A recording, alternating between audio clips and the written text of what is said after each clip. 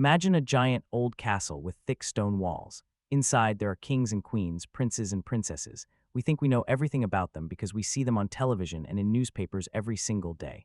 We see their smiles, their waves, and their fancy clothes. But what if the biggest secret of all is something we cannot see? Imagine if there was a little boy, a prince, who was supposed to be famous, but he just vanished. What if the stories we are told are just fairy tales, made up to hide a very big, very scary truth? There is a feeling in the air that something is not right. It is like a puzzle piece that does not fit, no matter how hard you push it. People are starting to whisper. They are looking at photos and seeing things that look strange. They are looking at dates on the calendar that do not make sense. It is a mystery about a lost boy and a father who is torn between two different worlds. This is not just a regular story.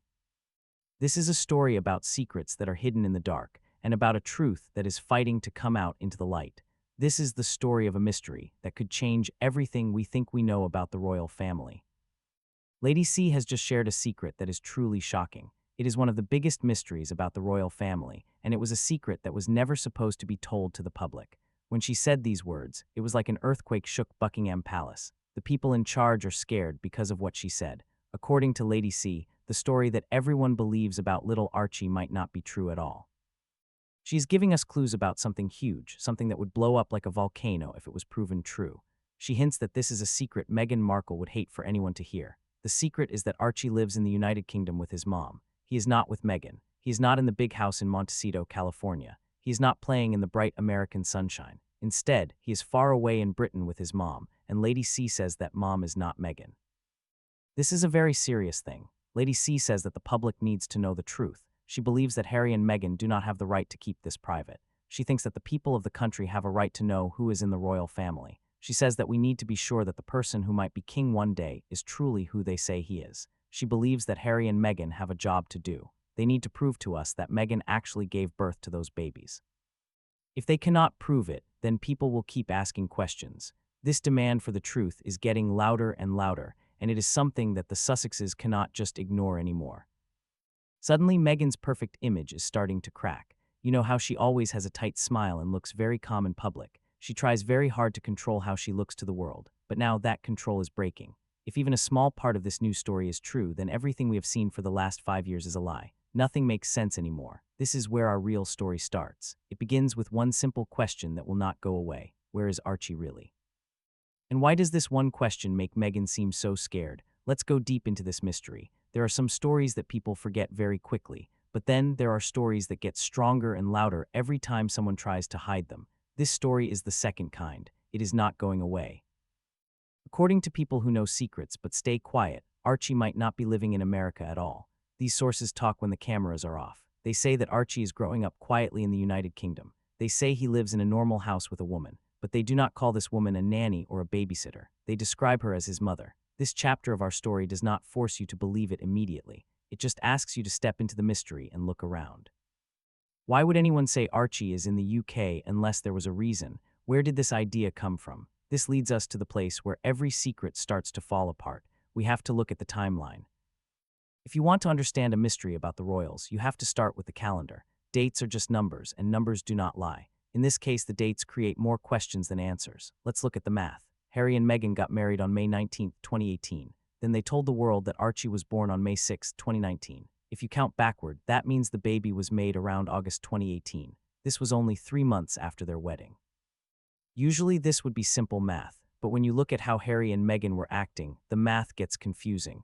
August 2018 was not just a random time. It was the golden time of their marriage. It was the very beginning. It was romantic and intense. People who study how minds work say that Meghan was likely in full control of Harry's time during this period. She would have been with him all the time. She would have been glued to him, emotionally and physically.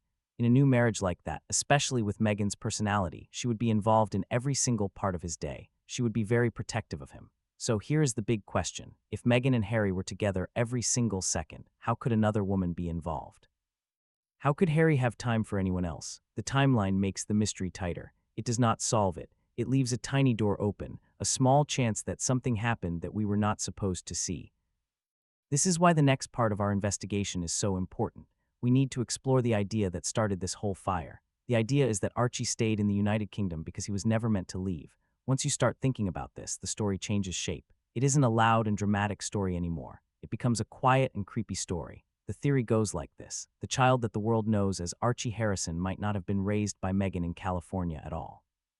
Instead, some people say Archie stayed with a British woman. They call her the mother. They say she never traveled to the United States with the baby. In this version of the story, think about Harry's trips. When Harry goes back to Britain, maybe it is not just for court cases. Maybe it is not just for charity work. Maybe he is not just visiting old friends. Maybe he returns because his child is there. This idea explains a lot of things that have confused people. It explains why Harry looks so stressed and tense when he talks about the UK. It explains why he seems pulled between two different worlds. It explains why he flies back and forth so often, usually for short trips, and why he hides from the cameras when he is there. It also explains why we never see photos of big moments in Archie's life. Sources suggest Harry is fighting a quiet battle inside his heart. It is a tug-of-war between the life he thought he would have and the life that actually happened. And then there is Meghan. In this story, she was not supposed to be replaced. She would never want another woman to take her spot. She would not want another mother in the picture. She would not want a child who wasn't living in her house. This is where the story gets deeper. If Archie really lives in the UK, we have to ask why. The answer could come from one of two places, and both of them are shocking. This brings us to the most interesting part of the mystery, the origin story. One way to explain Archie being in the UK is very explosive. It is the possibility that Harry had a baby with someone else. Now, let's be very clear. This is just a what-if scenario, but it fits perfectly with the one thing Meghan fears the most. She does not fear being embarrassed. She fears being replaced. Imagine how much that would hurt. Sources say that for someone like Meghan, if Harry had a child with another woman, it would be the worst thing ever. It is not just cheating. It is an unforgivable wound. It would feel like he chose someone else over her. It would mean he made a family without her. It would mean he has a bond with someone that she cannot control. And the worst part is, if it happened right after the wedding, it would be a huge betrayal.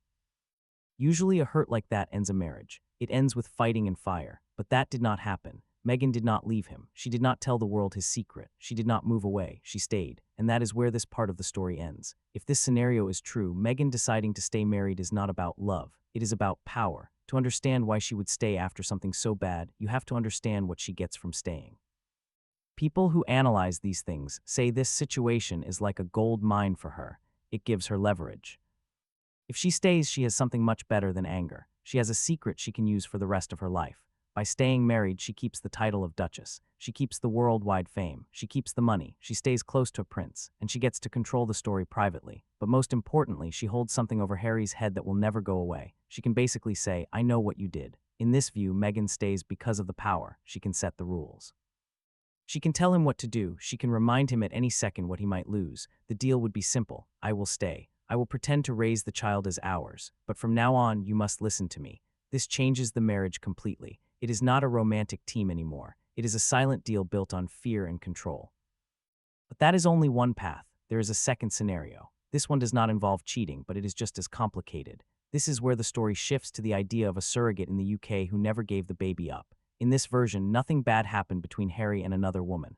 There was no secret girlfriend, no cheating, and no personal attack on Meghan. Instead, the story starts with a business plan. It was a simple arrangement. There was a surrogate, a woman who carries the baby for someone else, a pregnancy, and a plan. According to this idea, a surrogate in the UK carried Archie. Harry and Meghan both agreed to this. Everything was organized. Everything was under control. But then something went wrong. The surrogate made a decision that nobody expected. She kept the child. Suddenly, the whole story changes shape again. There is no cheating. There is no betrayal. But there is still a child in the United Kingdom. This is a child that Harry is related to by blood. But Meghan has no emotional connection to this child at all. Here is where the feelings get very deep. For Meghan, this is a child she did not carry in her belly. She did not bond with him. She does not raise him. So the child has no value to her emotions. He offers no help to her plans. He has no personal meaning. Without that feeling of love, the child becomes unimportant in her eyes. But for Harry, it is totally different. To him, this child is not a problem to solve. This child is not a burden. This is his son. This creates a conflict that is very painful and very quiet. Harry wants to connect with his son. Meghan wants to control the situation. In this scenario, Meghan would not fight to get the child, but she would fight to control when Harry can see him. Every visit becomes a deal. Every trip to the UK is a reminder that she is the boss. In both of these stories, the cheating story and the surrogate story, the result is exactly the same. Archie stays in the United Kingdom. Harry travels back to see him. Meghan controls the rules, and that leads us right into the next part of our story. This is where the illusions and the weird things start to show themselves. If Archie's real home is in the UK, then what about the photos we see? We have seen clips and pictures of a child in America. If he is in England, those pictures become a big mystery. People who look behind the scenes say there are 3 ways to explain this. None of them are simple. Possibility number 1 is a child actor. Some people say that they hire another child who looks like Archie. They might use this child for short moments when cameras are around. He would be a substitute. He appears in quick videos or from angles where you can't see his face clearly. This would let Meghan keep up the image of a happy family without showing the real situation. Possibility number 2 is another family's child. This is more practical. Sources say Meghan might just borrow a friend's child for certain scenes. A little toddler is easy to disguise. You can put a hat on him. You can turn his back to the camera. You can move quickly so the photo is blurry, or you can take the photo from far away. Possibility number 3 is digital editing. This is the most creepy idea. It involves computers and photos. Some people claim Harry takes pictures of the real Archie when he visits the UK. Then they take those pictures and use computer tools to paste them into backgrounds that look like their house in Montecito. No matter which story you believe, the logic is the same. If the real Archie is in Britain, then every single picture shown in America is fake, borrowed, or staged. This is the moment where the world feels upside down. Nothing is as simple as it looks. The things that don't match up start piling up high. When a story refuses to go away, it is usually because too many things do not make sense. This chapter is not about proving anything for sure. It is about noticing the weird things. It is about the loose ends that do not tie together. Why would they show a child in California if Meghan does not care about him? Why go through all the trouble of hiring actors or editing photos? Why risk getting caught when it would be easier to just be quiet? Why pretend Archie is part of their American life if the timeline and the secrets say he isn't? And here is another big question. Despite so many chances, why has the world never seen a normal family outing? We never see a candid photo of them at the park. We never see an unscripted moment. We never see a clear appearance of Archie in California that everyone can agree is real. Every time the story seems to settle down, something tips over again. A detail changes. A date does not line up. A photo looks too fake. A behavior seems too controlled. A trip to the UK happens at a strange time. These contradictions do not tell the whole story, but they keep the mystery alive. And that brings us to our final chapter. This chapter is not about proof. It is about a feeling. It is about the quiet sense that something is missing or someone is missing from the most famous family in the world. This ending is where everything comes together. Every royal story has 2 versions. There is the version the world is told on the news, and there is the version that moves in the dark, just out of reach. When it comes to Archie, the shadows seem to speak louder than the sunlight. If even a small part of this story is true, if Archie really is in the United Kingdom living a quiet life with the woman who gave birth to him, then everything changes.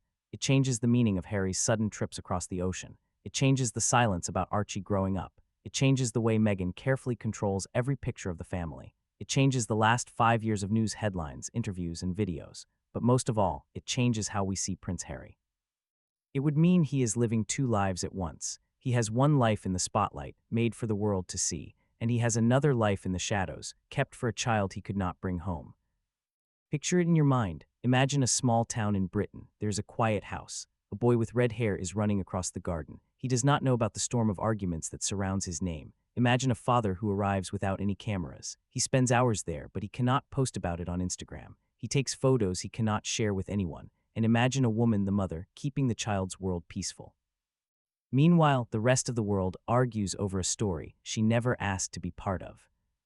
In another country far away, Meghan continues to climb. She's building her businesses. She's telling her stories. She's designing the life she always thought she deserved. It is a life where a distant child does not give her comfort or help her image. So we have 2 worlds, 1 secret, 1,000 questions. And somewhere in the middle of all this lies the truth about Archie. It has not been spoken yet. It has not been exposed yet, but it is always waiting. Truths like these do not stay buried forever. They hang in the air. They echo in interviews. They slip through the cracks of perfectly practiced stories. And one day, maybe by accident or maybe because someone gets brave, the truth will step forward. Until then, this mystery remains exactly what it has always been. It is a royal shadow that floats between 2 continents. It is the story of a child whose tale has never been fully told. And it is a question the world continues to whisper. Where is Archie, and why has no one answered?